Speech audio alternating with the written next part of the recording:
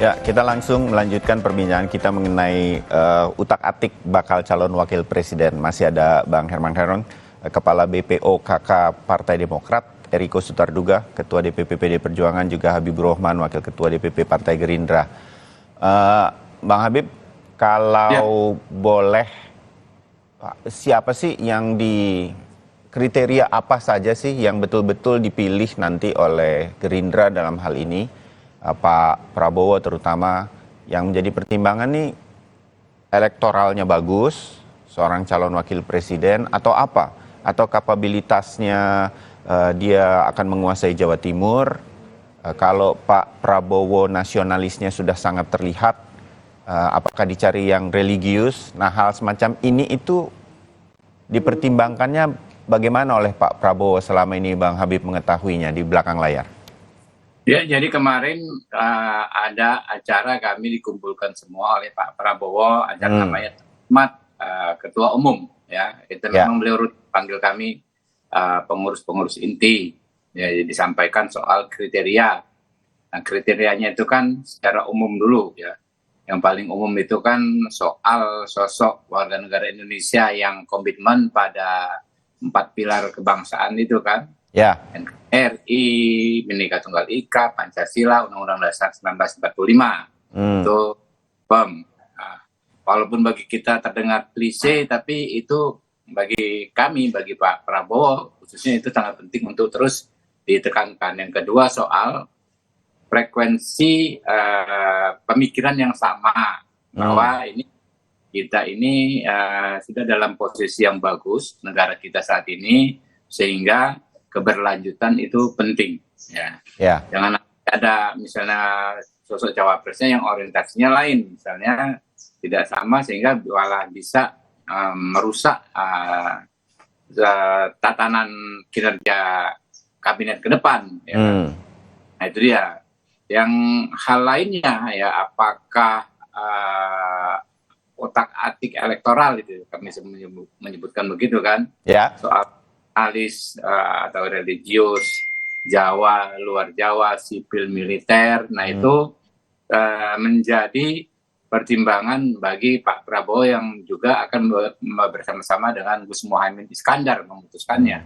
Ya kan? Jadi siapapun cawapresnya kan memang harus dengan persetujuan Gus Muhaimin Iskandar sebagai mitra kami dalam koalisi atau dalam kerjasama politik yang sudah kami tanda tangani, ya, Pak Prabowo, Gus Muhaimin. Jadi beliau berdua, ya, Pak Prabowo dan Gus Muhaimin Iskandar berkomunikasi intensif, ya, dan juga terus menerima masukan-masukan dari berbagai lapisan masyarakat.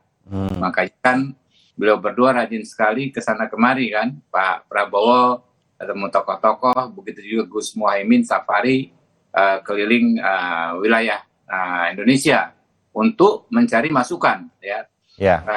Dan beliau berdua akan memutuskan dan mengumumkan kapan. Nah, jadi kalau toh sudah ketemu nama, ya, sudah juga kan belum tentu langsung diumumkan. Kenapa? Ini juga kan terkait strategi dan taktik politik. Oh, oke. Hitung-hitungannya kapan diumumkan itu kan bukan hal gampang. Ya, sama tadi kayak kita mencari pasangan hidup kan. Sudah ada kesamaan tekad untuk menjalin hidup bersama, tapi untuk peresmiannya itu kan perlu menghitung-hitung hari baiknya. Tanggal baik, bulan baik, ya. Itu hal-hal seperti itu de facto kan memang kita jadikan referensi juga, ya, kita hitung-hitung juga. Jadi kriterianya dari yang umum, agak umum sampai khusus tentu ada, ya, tadi, ya. Tapi yang paling penting itu tadi, dua kriteria umum dan yang agak agak khusus, ya. Soal komitmen kebangsaan dan soal komitmen keberlanjutan. Ya, oke. Nah, kalau Bang Herman, memang diserahkan, kita udah berkali-kali ngobrol sama perwakilan Partai Demokrat atau PKS, itu udah diserahkan ke Mas Anies Baswedan begitu, walaupun pasti berbincang juga dengan anggota partai koalisi Nasdem, PKS dan Partai Demokrat. Nah, sebenarnya kalau melihat Mas Anies Baswedan lebih banyak dipandang orang sebagai sudah ada sektor religiusnya dan juga ada nasionalisnya, berarti ini yang dicari lebih nasionalis atau seperti apa? Elektoral juga berpengaruh. Makanya dalam hal ini saya melihat Demokrat pede nih bahwa AHY lah yang akan paling pas menampingi Anies Baswedan dari koalisi ya. Kecuali ada nama lain dari kita bisa menebak ini pasti dari PKS atau Demokrat atau bisa keluar dari kelompok lain. Mas Herman. Ya, tentu partai-partai koalisi yang ada di Perubahan untuk Persatuan itu kan berkomitmen dan telah dituangkan komitmen itu di dalam deklarasi kerjasama koalisi. Salah satunya adalah menyerahkan keputusan untuk bakal calon wakil presiden itu kepada Mas Anies Baswedan. Ya. Dan Mas Anies sendiri telah mengeluarkan 5 kriteria yang menurut saya ya ini menjadi prasyarat bagaimana bisa mendampingi Mas Anies sebagai calon presiden. Pertama, tentu ya kita ingin berkoalisi dan mengusung calon presiden dan calon wakil presiden ini kan untuk menang. Sehingga kriteria pertama adalah memiliki kontribusi di dalam pemenangan gitu ya. Apakah kontribusi elektoral sebagai calon bakal wakil presiden ataukah juga memiliki jaringan gitu. Ya. Kenapa Demokrat tadi ya pasti kami kan punya jaringan, punya struktur partai sampai tingkat anak ranting. Kami punya anggota DPR RI, DPRD provinsi, kabupaten, kota hampir di seluruh Indonesia. Artinya itu kalau divaluasi ya itu sebuah nilai jaringan yang sangat besar gitu ya. Dan ini bisa berkontribusi di dalam pemenangan. Kemudian juga bisa membantu mensolidkan koalisi jelas gitu ya. Bahwa keputusan-keputusan calon presiden dan calon wakil presiden ini juga bukan kemudian merenggangkan, tapi harus mensolidkan terhadap koalisi yang ada. Jadi faktor yang kedua saya kira ini memang menjadi prasyarat supaya menguatkan terhadap koalisi yang telah terbangun. Memang tidak mudah dan sederhana membangun koalisi 3 partai ini dari awal sampai hari ini gitu ya. Dengan berbagai gangguannya sehingga ini butuh komitmen yang kuat. Dan pada akhirnya juga kita harus solid ketika mengusung capres dan cawapresnya. Kemudian juga bisa membuat kerjasama di pemerintahan yang efektif ke depan. Gitu. Jadi juga harus punya kemampuan, harus ada integritasnya, kapasitasnya, kapabilitasnya. Ini dalam rangka untuk mempersiapkan, bukan hanya untuk kita menang, tapi bagaimana mensukseskan perubahan dan perbaikan terhadap masyarakat Indonesia ke depan itu seperti apa, dan ini harus efektif gitu. Jangan kemudian tadi versinya Bang Eriko ke depan 2 kapten. Nah, ini tidak boleh. Ini memang harus efektif mengelola pemerintahan karena kita adalah negara besar, rakyatnya besar dan punya potensi sumber daya yang harus kita berdayakan, punya potensi sumber daya yang bisa dijadikan sebagai sumber kesejahteraan.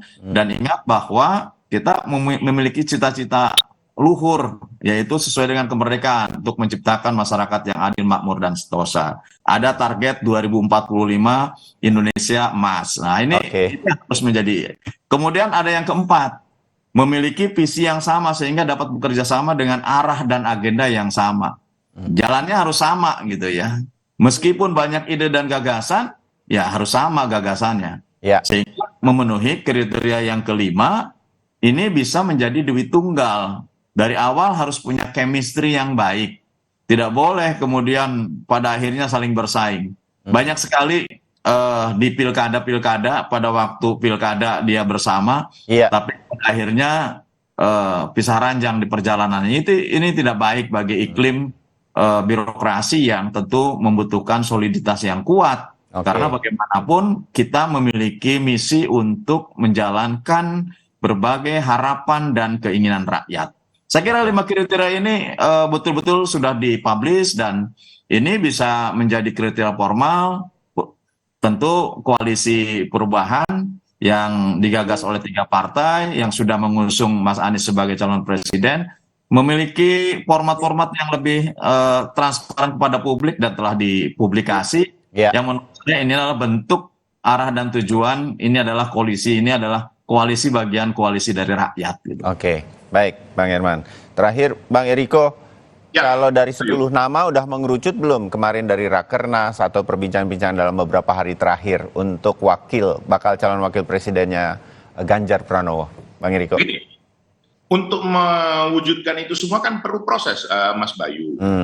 Nah, kami kemarin Rakernas sebenarnya mempersiapkan semua hal ini, termasuk visi misi yang nanti akan dijalankan. Kalau saya sampaikan di sini kan terlalu panjang nanti.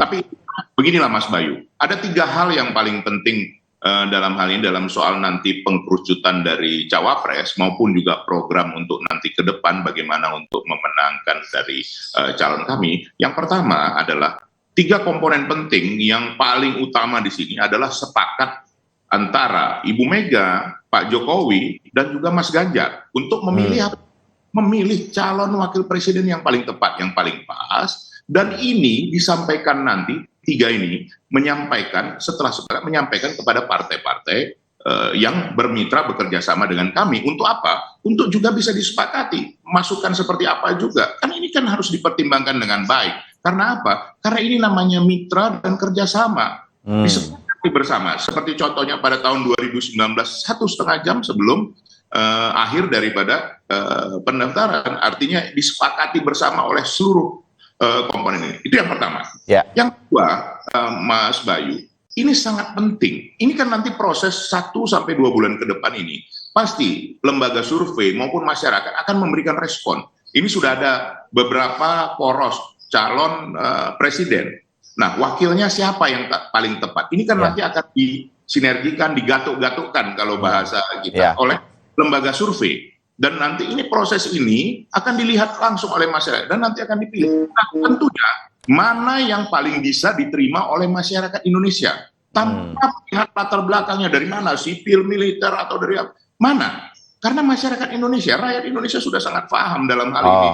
Ayo coba perhatikan, turun naiknya sekarang survei juga itu masih sangat dinamis. Nah, yang ketiga, ini sangat penting dalam menyongsong, tadi sudah saya sampaikan di awal, menyongsong kejayaan Indonesia emas tahun 2045, dan Presiden Joko Widodo menyampaikan kemarin, kita punya waktu 13 tahun lagi untuk mewujudkan ini, artinya untuk mengakselerasi hal ini, dan penting sekali pemimpin yang sekarang ini, nanti yang akan terpilih ini nanti untuk mewujudkan itu, 13 tahun lagi. Nah, apa dalam hal ini yang paling utama, Mas Bayu? Yaitu sumber daya manusia. Indonesia sudah sangat luar biasa sumber daya alamnya, tidak usah diragukan, dari mulai laut, darat, udara, apa yang tidak ada di Indonesia. Persoalannya adalah bagaimana mewujudkan SDM yang kuat, tangguh, dan apa?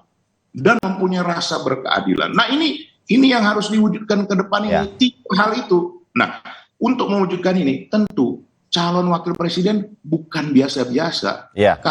Kalau bahasa sekarang sampaikan Mas Bayu, ya saya minta maaf, kalau bahasa gaulnya bukan kaleng-kaleng. Ini harus benar-benar luar biasa. Dan bukan tidak mungkin, ini bisa nanti meneruskan menjadi proses regenerasi. Kan bukan tidak mungkin hal seperti itu. Kita lihat tahun 2019, bagaimana Ki Haji Ma'ruf Amin terpilih. Lihat, bagaimana sekarang perkembangan dari bank syariah, dari proses-proses yang ada dalam syariah. Itu berjalan dengan baik di Indonesia. Nah, ini diuntungkan mayoritas rakyat Indonesia.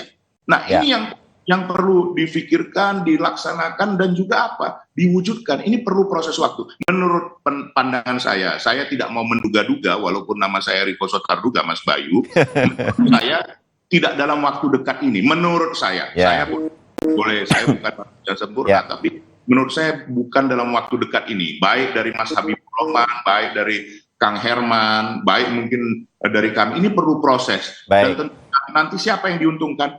Rakyat Indonesia yang nanti akan melihat calon pemimpinnya bersaing dengan elegan, dengan benar, dan juga semangat kompetisi, menunjukkan visi misi, menunjukkan juga kinerja yang nanti bisa dicapai, meneruskan dari pemerintahan Bapak Presiden Joko Widodo. Itu penting sekali, bukan merubah, tapi melanjutkan dengan memperbaiki, meneruskan, dan juga menyempurnakan. Itu barangkali Bayu dari kami. Terima kasih. Mas Bayu sedikit pendek saja, pendek. Saya terbatas waktunya. Kami juga berterima kasih ini kepada PDI Perjuangan bahwa sudah menjaring nama Mas AHY ketum kami sebagai salah satu bakal calon di PDI Perjuangan. Ini menunjukkan bahwa Mas AHY juga kelasnya sudah diakui lah sebagai calon wakil presiden. Oleh karenanya ini bisa menjadi pertimbangan lah dimanapun. Saya yakin juga di tempatnya Bang Habibur Rahman juga kalau dijaring secara objektif mungkin nama AHY juga ada di situ. Gitu. Artinya ya kami juga terima kasih. Dan kami menganggap ini keseriusan PDI Perjuangan untuk menjaring para anak bangsa yang terbaik. Terima kasih. Terima kasih. Saya menangkap semua pihak berhati-hati untuk memilih bakal calon wakil presiden. Karena kita sudah punya 3 nama paling tidak dari hasil survei yang akan menjadi pemimpin nasional kita. Ini adalah the best of the best yang muncul. Dan kehati-hatian untuk memilih bakal calon wakil presiden ini hasilnya tentu juga yang terbaik nantinya. Dan kita tunggu, kalaupun itu nanti di tikungan terakhir, kita tetap akan mendapatkan harapan saya pasangan-pasangan terbaik untuk kita pilih dalam Pilpres 2024 untuk Indonesia. Terima kasih Bang Eriko, terima kasih Bang Habib, terima kasih Bang Herman. Kita ketemu lagi di kesempatan lain. Salam sehat semua. Salam sehat semuanya. Assalamualaikum, terima kasih. Waalaikumsalam warahmatullahi wabarakatuh. Itu bakal calon wakil presiden memang masih